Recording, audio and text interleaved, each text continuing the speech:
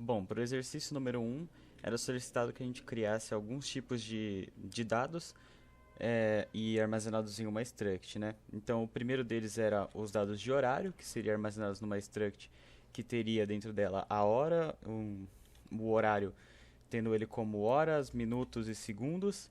A gente tinha também a data, que era composta do dia, do mês, que eu decidi fazer o mês como uma string, para ele poder tanto colocar o mês como um dígito, tanto escrever o mês e o ano. E por último, uma variável de compromisso, que teria dentro dela essas duas variáveis de struct. Então, cada compromisso teria um horário, contendo dentro dele as que a gente já falou. Conteria uma data também dentro dela, as que já foram apresentadas. E, por último, a descrição do que é esse compromisso. Bom, então passando por programa, o que eu fiz foi bem simples. Eu primeiro pedi, ele não pedia para que fosse armazenado, né, mais de um compromisso, então eu deixei um só como exemplo. Ele pede primeiro, então, para informar a hora e armazena no devido lugar, no armazenamento, primeiro no horário, né, que está dentro da struct compromisso, o apelido que a gente deu, e ele pega a variável do tipo inteiro hora e armazena um inteiro no valor da hora. A mesma coisa para os minutos e o mesmo para os segundos. Após isso ele pega a data também, o dia eu solicitei como inteiro, então ele faz da mesma forma que os de antes. Por isso tem esse getChar aqui para que não dê problema na hora de pegar o mês, como aqui é um fget e aqui é um scanf, ele vai pegar aquele espaço que sobra no final para que não dê problema na hora de pegar a próxima string. Para o mês eu decidi deixar 10 dígitos para a pessoa digitar, então ela pode escrever qualquer mês do ano, né, que é mais do que suficiente esses 10 dígitos usando a função fgets. Passando para o ano agora, quando ele pede para informar o ano, né, a gente tem o compromisso pegando o inteiro da mesma forma que os anteriores. A gente ainda tem também outro getChar para que não dê problema com o próximo fgets que a gente tem. Aí pedindo a descrição do compromisso, ele pede para informar a descrição. E eu deixei 128 caracteres para a pessoa escrever usando o fgets, que é lido, né, diretamente do teclado pela função fgets. Após isso, o exercício ainda pede para que a gente faça a impressão desses dados, então foi o que foi feito. Eu imprimi todos eles aqui, né, em conjunto. O horário mesmo eu fiz da forma horas, minutos e segundos numa mesma linha.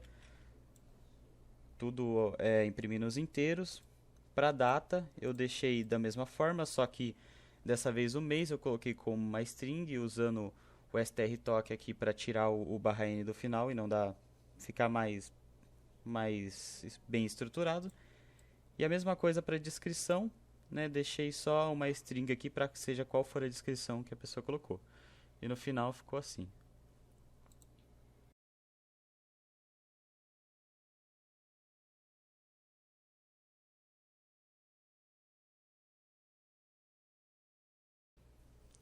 Bom, para o exercício número 2 é bem simples. Ele pediu para a gente fazer uma struct para 10 alunos, né? Uma struct como um vetor de 10 posições, que ela armazenasse dentro dela alguns fatores como a matrícula de cada aluno, o nome de cada aluno, o código da disciplina de cada aluno e as duas notas de cada prova que tem pesos diferentes. Eu já armazenei também dentro da struct uma variável tipo float que vai ser relativa à média ponderada dessas duas notas para facilitar nos cálculos que vêm posteriormente. Bom, aqui então a primeira parte, basicamente eu faço a leitura de cada dado, pedindo para o usuário, exatamente igual ao exercício anterior, só que dessa vez, como são 10 alunos, eu tive que colocar tudo isso dentro de um laço for para que ele repita 10 vezes e vá armazenando cada vez em uma posição diferente desse vetor da struct. Ainda aqui dentro de cada laço, eu fiz também para que ele armazenasse já a média, então ele calcula a média de cada aluno baseado nas notas que o usuário inseriu. Após isso, a única coisa que o exercício pede para fazer é para imprimir a listagem final dos alunos, então eu fiz a impressão de cada aluno aqui com todos os dados que estão armazenados e ainda o exercício pede para a gente dizer para cada aluno se ele foi aprovado ou se ele foi retido, sendo baseado na média ponderada que deve ser maior ou igual a 6. Então, ainda aqui dentro desse laço for que vai fazer a impressão, eu fiz basicamente um if que, se a média for maior ou igual a 6, ele printa ainda junto um status de aprovado, e se for menor, ele printa o status de retido. E o exercício ficou assim.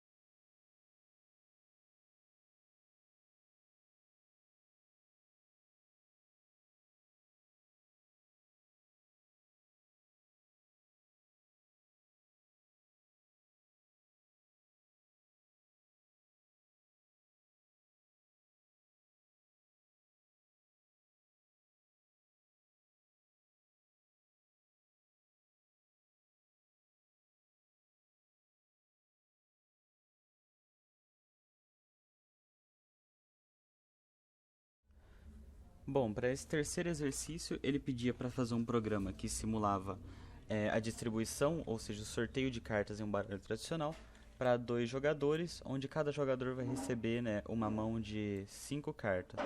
Cada carta, ela está dentro dessa outra struct aqui que eu coloquei para ajudar. Cada carta vai ter um naipe específico, que varia de 1 a 4, são 4 naipes diferentes, né? E um valor específico, que são 13 valores de carta, que são números de 2 a 10, o As, o Valete, a Dama e o Rei.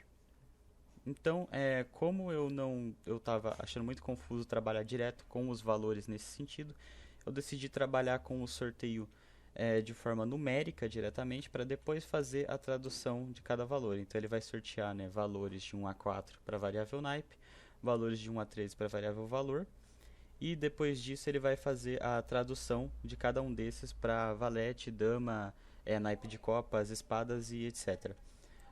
Para trabalhar com isso também eu tive que adicionar a stdlib.h e a time.h para que eu pudesse usar as funções do srange, né, para que eu pudesse gerar os valores aleatórios.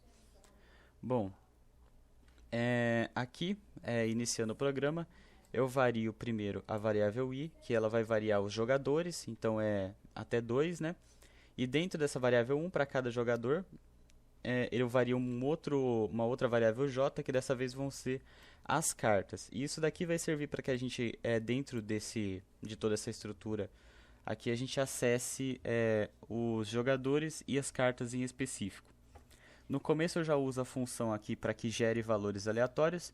Então, para o naipe eu gero valores, eu gero 4 dígitos aleatórios, os primeiros 4 dígitos. Como a função ela engloba de 0 a 3, né, que são os primeiros 4 dígitos, eu coloquei um mais 1 porque eu não quero receber 0, eu quero receber de 1 até 4. Então aqui ele gera 1, 2, 3, 4. A mesma coisa para o valor, ele vai gerar aqui 13 valores, ou seja, de 0 a 13, porém mais 1, vai ser de 1 até 13. No caso era de 0 a 12, sem esse mais 1, né? E bom, aí eu tive que fazer o sistema também para que essas cartas não dessem valores repetidos, porque o baralho ele não pode repetir o mesmo valor dentro de cada naipe. Então foi para isso que eu fiz essas variáveis aqui, esses vetores que vão me auxiliar nisso, e essa variável L iniciada em 0, que é uma outra variável de incremento que eu vou usar mais para frente. São vetores de 10 posições, né, todos chamados naipe test com o seu específico dígito, que eles vão ser utilizados para verificar, né, aqui em cada parte do vetor, ele vai ser armazenado as cartas que já foram geradas, e depois o sistema ele vai voltar verificando esse vetor para cada naipe. Então, se o naipe for 1, ele verifica quais os valores que já foram gerados e vai gerar sempre um diferente. E aí, bom, aqui a gente tem as verificações. Dentro de cada if desses, a gente tem o que está acontecendo e sendo repetido pelo programa todo. Então, primeiro ele verifica o naipe, porque cada naipe tem as 13 cartas dentro de si. E aí, assim que ele verifica qual é o naipe, ele entra dentro desse if, e ele vai entrar dentro de um outro for, que é um for que ele vai incrementar uma variável k, que vai servir para a gente percorrer esse vetor de naipe teste e verificar se alguma coisa é igual. Então, dentro desse laço for, a gente tem um laço while que ele vai ficar rodando. Então ele gera valores novos, randômicos cartas.valor, né? Ele vai gerar enquanto tiver algum valor de carta que for igual a qualquer um dos que já estão dispostos aqui no naipe teste. Então ele faz basicamente isso, e assim que ele gera também, ele vai resetar o K, obviamente, para que ele possa começar a ler o vetor desde o início novamente e fazer o teste com todas as variáveis. Então é basicamente isso. Na primeira vez que ele rodar, ele não vai pegar nenhuma igualdade, porque, como eu já disse, ele gera a partir do número 1 e todos eles estão iniciados em 0. Mas assim que ele gerar a primeira vez, ele vai armazenar aqui, né, no naipe teste na posição L, que é aquele incremento que eu coloquei lá em cima. Como ele é iniciado em 0, na primeira vez ele armazena logo no começo de cada vetor. E ele vai armazenar esse valor que foi gerado aleatoriamente. Caso o sistema rode e ele gere um outro valor igual, o que acontece é que ele entra aqui, até que ele gere um valor que dê diferente, né, do que já está armazenado nesse naipe teste. Vai resetar, se não der igual, ele sai desse laço while e armazena no naipe teste na posição L o novo valor que foi incrementado. Essa posição L, né, a gente tem isso daqui para cada naipe, para todos os 4 naipes, e após todos eles, né, toda vez que rode qualquer um deles, ou seja, que rode esse laço aqui do J, ele incrementa essa variável L. Ela está aqui porque eu não podia usar a J e aí porque elas variam de forma separadas e o baralho é o mesmo.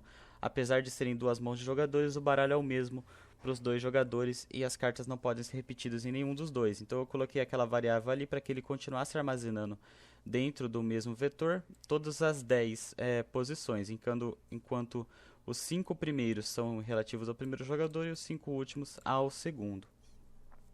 Após ele fazer todo esse teste e ele conseguir gerar todas as cartas sem repetição para o jogador, o que a gente tem que fazer é a impressão e a tradução. Como eu decidi trabalhar com números, aqui é onde eu vou traduzir isso para a forma das cartas em si. Então aqui a gente tem um laço for, esse primeiro laço for aqui ele vai variar uma variável i, que é relativa ao jogador. Então ele já diz aqui, né, as cartas do jogador é o respectivo jogador que está, o 1 primeiro e depois o 2. E aí aqui ele vai variar as mãos de cada jogador, né? E aí ele vai fazer a impressão da mão que cada jogador tem. Então ele procura primeiro pelo naipe. Se o naipe for 1, ele dá todos os valores como sendo de paus. Se o naipe for 2, ele dá todos os valores como sendo de ouros. Se o naipe for 3, ele dá todos os valores como sendo de copas. Se o naipe for 4, todos como sendo de espadas. Então ele entra aqui, né, a partir que ele identifica o naipe, ele entra nessa cadeia de ifs, onde ele vai verificar dessa vez o valor. Se o valor for igual a 1, eu coloquei para ele ser considerado como as de paus. Ao invés dele imprimir 1 de paus, ele imprime as de paus. Se o valor for igual a 11, ele imprime o valete de paus. Se o valor for igual a 12, ele imprime a dama de paus. Se o valor for igual a 13, ele imprime o rei de paus.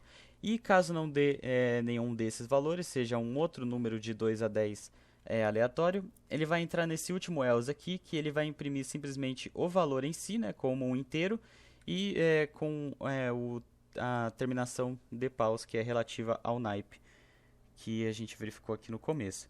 E ele faz isso para cada naipe, né, traduzindo para as, valete, dama, rei e ouros. E aí o programa ele ficou basicamente assim.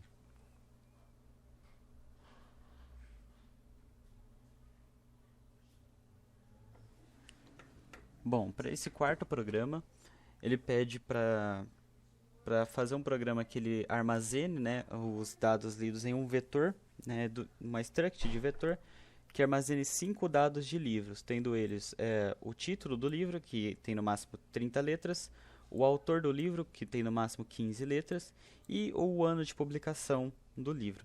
Ele pede ainda para não permitir que o usuário cadastre livros de mesmo título, e que depois que ele armazene, né, esses 5 livros, eu permita que o usuário fique buscando os dados de livros armazenados até que ele informe uma string vazia para busca e o programa feche, né? Então, começando aqui, basicamente, o que eu iniciei foi simples, né? Com um laço for que varia uma variável i, que vai variar essa posição dentro dos livros aqui na nossa struct. Então aqui o que ele faz basicamente é ler, ele vai ler todos os títulos de cada um dos 5 livros, os autores de cada um dos 5 livros e o ano de cada um dos 5 livros, né? Primeira coisa que ele faz é pedir para informar o título do livro na determinada posição I.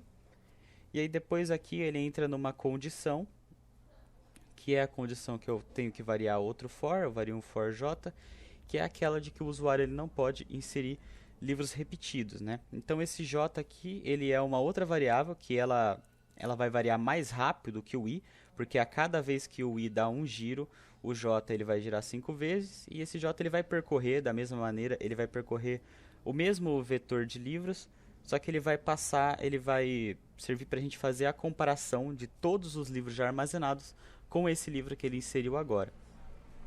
Então eu uso aqui um string compare e um while, claro, toda vez que o j for diferente de i, porque a gente quer só os outros valores, né? Não o que ele acabou de armazenar, senão a incongruência ela ia dar sempre positiva, ele sempre ia encontrar uma diferença e ia acabar que não ia funcionando.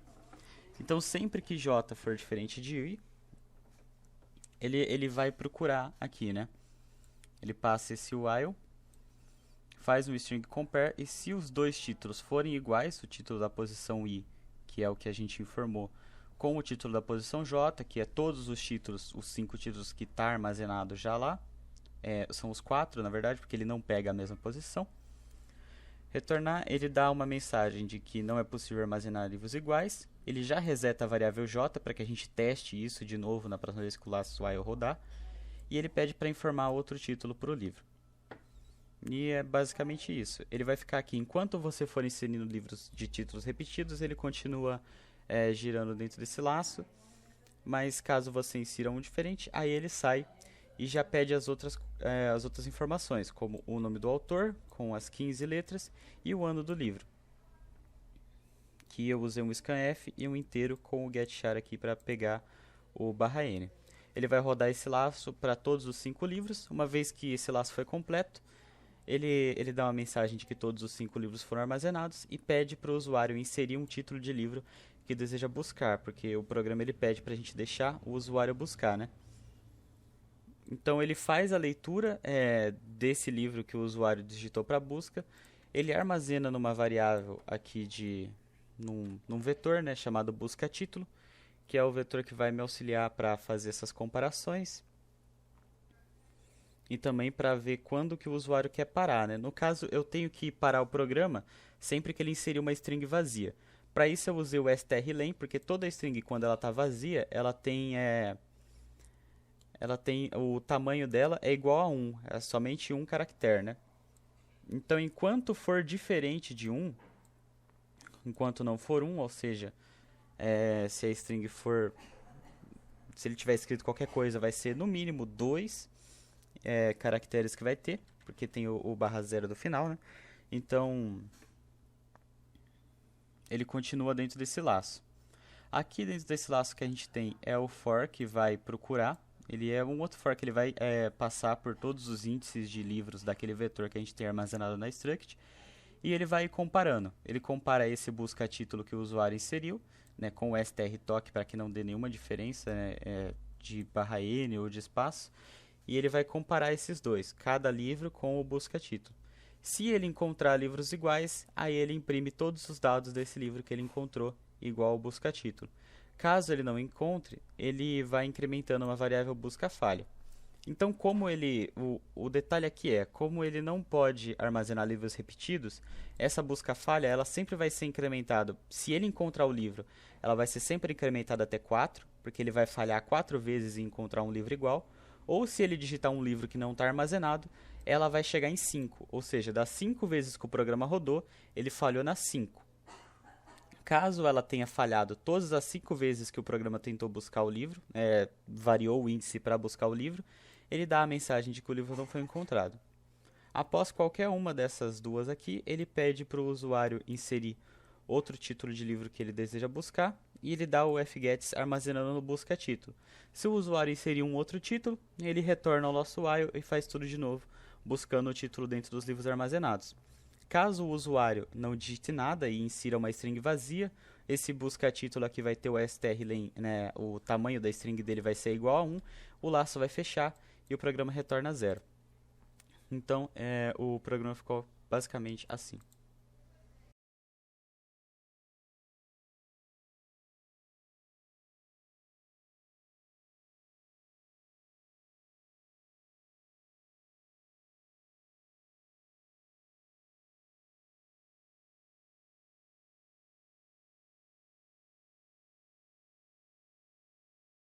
Bom, para esse exercício número 5, o que ele pede é ele dá uma representação gráfica, né, no exercício de alguns campos que a gente tem que preencher, um cadastro de pessoas, e ele pede para a gente preencher o cadastro de 5 pessoas. O que esse cadastro tem é o nome, o endereço, sendo que tem um outro campo por endereço, onde cada endereço tem rua, bairro, cidade, estado e CEP. Tem o salário da pessoa, a identidade, né, RG dela, CPF, o estado civil, o telefone, a idade e o sexo da pessoa. Ele manda a gente fazer isso para 5, é um vetor de pessoas, 5 elementos, né, ou seja, 5 pessoas, que a gente vai ler. Para começar, basicamente como os outros, o que eu fiz foi pedir para ele informar todos os dados da pessoa, né, ele vai passar por cada um, ele vai variar esse índice que a gente tem aqui até o 5, ele vai passar por todas as 5 pessoas, até antes do 5 no caso, né, porque tem o 0, ele é iniciado em 0. E ele vai armazenando em cada índice aqui, né, todos os dados da pessoa que ele vai pedindo para o usuário. Após esse laço variar todas as 5 vezes, o que a gente tem que fazer é algumas coisas que o programa pede. Ele pede alguns itens. No primeiro é criar um vetor de pessoas com 5 elementos, o que já foi feito. Ele pede para permitir que o usuário preencha esses 5 cadastros, o que também foi o que a gente acabou de fazer aqui. E aí ele pede algumas coisas, como ele pede para exibir a pessoa com maior idade entre os cadastrados e exibir os dados, todos os dados relativos a essa pessoa. Então, para ficar mais fácil, o que eu decidi aqui na hora de exibir os dados da pessoa mais velha, para não ter que ir imprimindo todos os dados dentro do for mesmo, eu resolvi simplesmente variar o índice, né? O índice de maioridade, que vai ser o índice relativo ao vetor pessoas lá da struct, inicia em 0, e eu tenho uma outra variável aqui que vai servir basicamente para auxiliar na busca, né, que vai servir como base de comparação, que é a variável maioridade. Então aqui a gente tem um laço, que ele vai variar todas as 5 pessoas.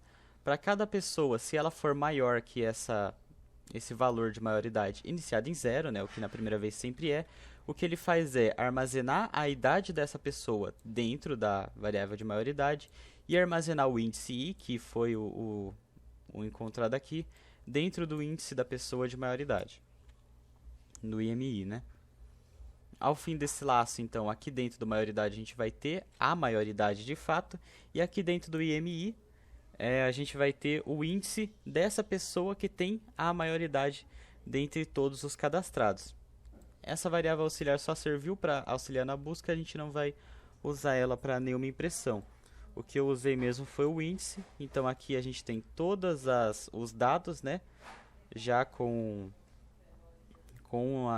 os endereços da struct já posicionados, e a única coisa que ao invés de i dessa vez, o que eu decidi foi imprimir o IMI, que é o que a gente acabou de encontrar através desse processinho aqui. E aí, dessa forma, ele faz a impressão de todos os dados da pessoa mais velha que tem no cadastro. Após isso, ele pede ainda para a gente exibir as pessoas do sexo masculino. Ele não pede todos os dados, então eu decidi imprimir só o nome, para ficar mais curto, né, o processo. Então é a mesma coisa, ele vai variar 5 vezes um laço for, para passar entre todos os índices de pessoas na struct. Eu tenho aqui um char chamado masculino, que tem a string para comparação. E aí eu entro dentro dessa condição aqui, que é basicamente um string compare, que quando